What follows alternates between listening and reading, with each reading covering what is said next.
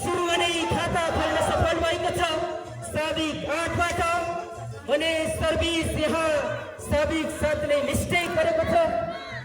अब भने साबिक 8 बाट यो उत्कृष्ट प्रहार हुन सक्छ।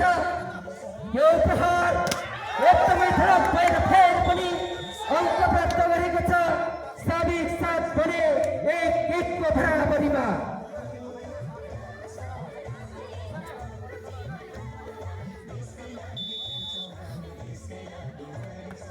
यो सर्भिस एकदमै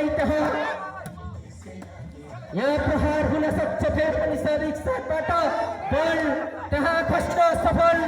यहाँ विपक्षको कोणमा यतिखेर भने अङ्क प्राप्त गरेको छ साबिक 7 बाट 2-1।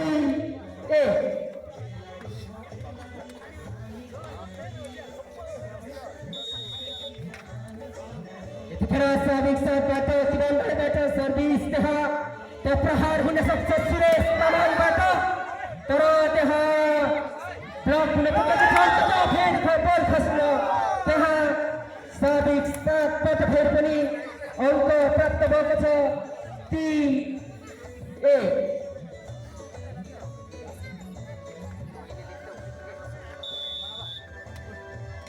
किरण राईबाट सर्भिस त्यहाँ प्रहार हुन सक्छ यतिखेर तर त्यहाँ प्रहार हुन सक्छ मिनबहादुरबाट एकदमै उत्कृष्ट प्रहार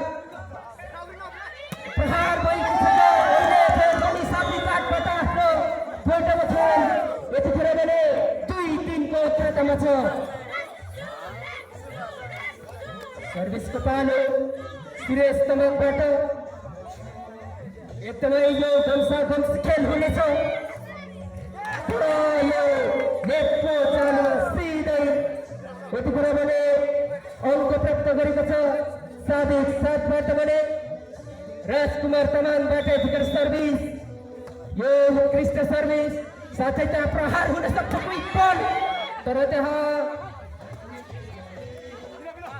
अन्ततः त्यहाँ प्रहार फेरि पनि प्रहार तर अन्ततः बल फसेको छ भने आफ्नो पोल्टमा साबिक 7 ले पारिसकेको छ भने अङ्क प्राप्त गरेको छ 5